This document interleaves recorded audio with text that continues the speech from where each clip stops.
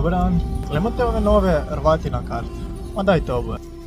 Danas imam dva paketića, započet ćemo s ovim prvim, koji zadnji put, samo vidjeti što imamo.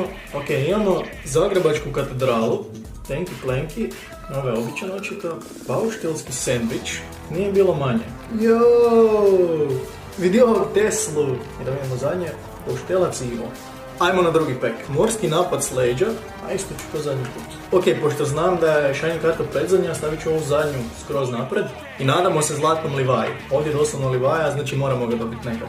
Ok, imamo malu barkicu, POV Bembara Boy, ok, to sam vidio kad sam otvorio pek. Rakija, lijek za sve. Ok, Pulska arena, ovo izgleda stick, iskreno.